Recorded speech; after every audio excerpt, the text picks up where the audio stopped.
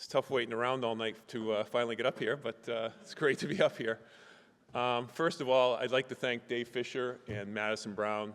What an unbelievable job USA Hockey does with this event. I'd like to thank them. I'd like to thank the people that nominated me and the selection committee for this great honor. It's been a wonderful couple of days, and I'll never forget it. To my other inductees, people always ask me what it is about NHL players, what makes them so special.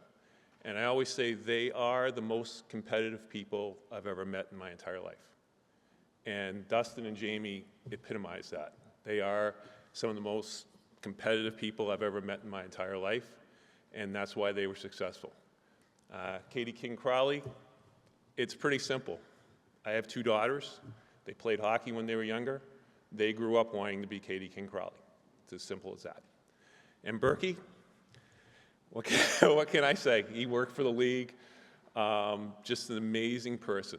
And I honestly, he talked earlier about what Gary and Bill has done for hockey in the United States, and he's 100% right about that.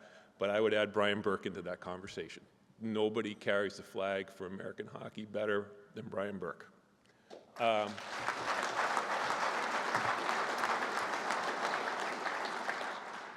Joe Britannia, you will always be Mr. College Hockey to me, and nobody deserves the Lester Patrick more than you do, and that was a worthy recognition tonight, so thank you. Even though Berkey ripped you anyway, but that's okay. I just want to tell you one story and then thank a couple people, and I'll try to keep it brief, but early in my career, I was flying up to Quebec City. Quebec Nordiques were in the league, and they had this small plane, and this airline from Boston, from Logan, flew up there. It's called Northwest Orient. They've since evolved into be Delta Airlines. But Northwest Orient, to tell you how small the plane was, I could not stand up in the plane. It was about a 12-seater. And when I got to the ticket counter at Terminal E that morning, they forced me to check my bags. And back then, we carry our equipment on the plane, so there'd never usually be an issue with your equipment. But they forced me to check my bags, and back then I wore glasses, and I had all my contacts in the bag and everything. And so I flew up to Quebec and landed, and you can imagine how small the airport is in Quebec City in 1989. And I get off the plane, and there's this little carousel, and there's no bags. And Berkey earlier was so right when he talked about where the league was at back then. They had no set of equipment for the officials at the rink. All they had was a jersey, an NHL jersey with no name on the back or anything. So Wally Harris was the supervisor, longtime referee. Wally and I go over to the rink early. The Blackhawks were playing there that night. Mike Keenan was coaching the Blackhawks. And so we go over to the rink early, and we go down and see Keenan and the Blackhawks equipment guys.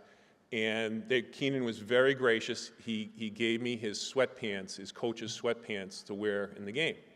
Now, there's only one thing, the only one problem with that. I'm 6'3". Mike Keenan's not short, but he's not 6'3". But he said they had no extra black helmets. So we go to Quebec, and I remember the color of the Nordiques. They gave me a blue helmet, and it was like that first one I wore. Matt Sundin used to wear the helmet, blue bowling ball helmet they gave me to wear.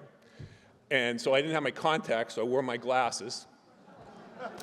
NHL jersey, Keenan's coach's pants, and Quebec gave me, Tony McKegney played for Quebec, they gave me a brand new pair of skates, which you can picture what a brand new pair of skates is like to go on the ice. So I go on the ice for the national anthem, and Keenan calls me over the bench, and he says to me, "Murph, you look ridiculous." So he says to me, "We're going to get you a black helmet." Miraculously, in an hour or so, when he said he had no helmet, now all of a sudden I got a black helmet. So how I looked that night, though, was not the funniest part of the evening. So NHL security is just so great that they had the next plane from Boston was landing at 7 o'clock at night at the airport. And they had my equipment brought over the rink. So at the end of the second period, I come in the locker room. Both bags are sitting there, so I change into everything, put my contacts in, get my regular helmet on, not the one that was there, but and I got jersey on, name on the back, and I go out for the third period. And Jacques Cloutier was playing goal for the Quebec Nordiques.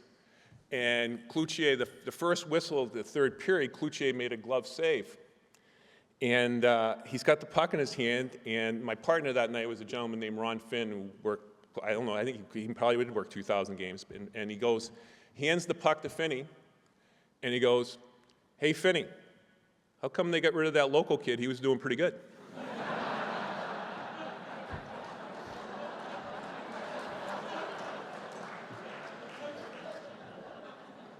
I want to thank the National Hockey League. I mean, working there 32 years, a gentleman by the name of Brian Lewis came and spotted me at a USA Hockey summer camp in Colorado Springs in 1986. And a month later after that, the U.S. Olympic Committee used to run this thing called the U.S. Olympic Festival. I'm sure a lot of you in the room are familiar with that. And that was in Houston, Texas that year. And a gentleman by the name John McCauley, Wes's dad, was the director of officiating at the time, came and watched me in Houston, Texas. 2 years later, they hired me in 1988, and I spent 32 years there. It was the greatest experience of my life. There's nothing else like it. It's the greatest league in the world. The biggest thing I want to say is I want to thank my teammates, the guys I worked with. They not only made me a better official, they made me a better person. The American Hockey League, gentleman, vice president back then was a gentleman named Gordy Anziano. Gordy gave me a chance to work in that league. Hockey East, what can I say? I've kind of bookended my professional NHL career with stops in Hockey East. 1986-87, gentleman by the name of Dana Henniger gave me the opportunity to work in the league. Lou Lamoriello was the commissioner. Lou reminds me all the time where I started, and he's 100% right. I'm very proud of that. When I retired in 2020 from the NHL, current commissioner Steve Metcalf gave me the opportunity to go back there and work. We have, I mean, Katie works on the women's side with the team, but obviously I work on the men's side. We have 11 institutions, administrators, coaches, players, officials. No disrespect to my friends in the ECAC and the Atlantic that are here tonight, but Hockey East is the best league in college hockey.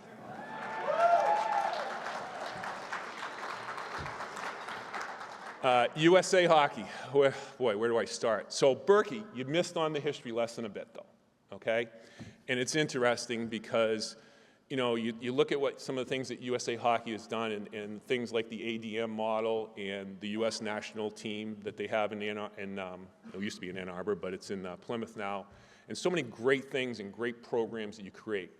Well, back in the 80s, they decided to create an officiating program. There was no real officiating program manager, and they hired a guy by the name of Mark Rudolph. Mark's here tonight. You know, he built the program. He was instrumental in, you know, I'm here tonight, but I feel like I'm just kind of the first wave of that program.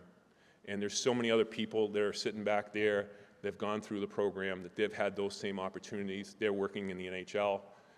Some of them currently work in the NHL. Without Mark's leadership and guidance, Kevin Collins helped him greatly with the camps. Those two people are the reason why I give so much back to USA Hockey. My dear friend Terry Gregson, he's here tonight, ex-NHL referee. Terry told me one time, he said, "Murph, you're not going to be remembered for how much you learned. You're going to be remembered for how much you taught." And those words are never true. And my second best friend, Lisa's got you beat, Z, sorry. My friend Scott Zelkin reminds me all the time that USA Hockey is built on volunteers, and that's why I'm there all the time. And you know, it's a privilege. There's so many, this staff here from USA Hockey officiating and RICs and everything, and you know, I'm privileged to the relationship I've had with them, and hopefully we're pushing the program to higher levels. I grew up in Dover, New Hampshire. My high school hockey coach, thank you.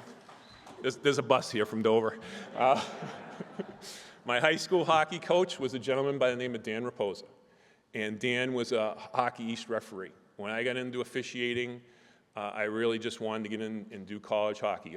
My dad was a season ticket holder at the University of New Hampshire, and it was really all I ever wanted to do. I had no interest at all in being in the NHL. My first game was a Mite youth hockey tournament. A woman by the name of Barbara McDonough, her son John was here tonight, Barber asked me to do this mite tournament, and that was actually the first game I ever officiated. So I did start at the bottom. But no, Dan, through his guidance and leadership, I never would be here tonight or really achieved anything I did without him and motivating me to do it. Nobody grows up wanting to be an official. It's just the way life is. And, you know, it's interesting because you listen to Berkey, and I say this all the time about coaches and GMs, that they never forget that big play that the officiating call cost them the game. Berkey still will not forget 2010. And we got screwed. And it is. It's so. I did the 1988 NCAA championship game in Lake Placid, and I'm playing golf 20 years later with one of the coaches, and he didn't know I had done the game, and we're sitting there, we get up to like the 12th hole, and you know, and I talk, I'm like, yeah, I did the 1988 championship game, and he brings up an incident that happened in the game. Like, you guys never forget. You guys never forget. No, and so my dad worked for the phone company back when the phone company was landline, and there was only one of them. It was called AT&T. My mother loved ice skating, and together they built a rink in the backyard of my house. We had no rink in my town. We didn't have a rink in town until I was like 13 years old. And, you know, so they built a backyard rink. Obviously, their guidance and leadership, I would never be here tonight. My dad passed away 20 years ago. My mother's 95. She's unable to be here tonight, but she's still going strong. My brother Mike is no disrespect to Bill Daly, because I think he's the hardest working person in the world, but my brother is the hardest working person that I know. And his type of guidance there, certainly that was a nice trait for me to develop, is to be a hard worker. I met my wife Lisa at a university. I was working in the NHL at a University of New Hampshire hockey game at the old Snively Arena. I got this figured out. We've been married 33 years, and what I hate about these married apps is they track everything, right? And on your phone, you track everything. So when I retired, I had 4,400 nights in a Marriott hotel. So that's roughly about 12 years of my life I spent in a hotel. I've got it figured out. We've only been married 21 years, and it's probably why we're still married. But no, in all seriousness, she is the better part of my life. Our daughters, Casey and Shana, are a direct reflection of her. And I will take no credit whatsoever for them, and everybody knows that. But no, I'm so proud of them and the girls they've become. And you know, it's just, it's all a credit to Lisa and everything she's done. So my last story, and this is it, and we can all go home, because I think it's wrapping up here pretty quick. But my first professional hockey game was an American Hockey League game in 1986 in Portland, Maine, Cumberland County Civic Center, the old Maine Mariners. Berkey played for the Maine Mariners, right? What they called that then? Yeah. So Berkey wasn't playing there then. 1986, Steve Tajura was the captain, and they had a tough guy named Archie Henderson. And Paul Dvorsky was the referee. Brad Whedon, who's sitting right over there, was the other linesman. And so Devo was getting ready to drop the puck to start the game, and before he does, Archie basically starts a line brawl before the whole game starts. So my parents never came. They only came to, I think, 2 games I've ever officiated in person in my life. They never traveled a lot. Thank God for the NHL to create the NHL Center Ice package, so my mother watched every game, trust me, on the NHL Center Ice package. But they came to this game, and I saw my mother the next day, and she only had one question for me. She said to me, "Are you sure you want to do that?" Well, I laugh when I tell that story today, and I knew it long before tonight, but I guess I made the right decision. Thank you all for coming tonight. Thank you.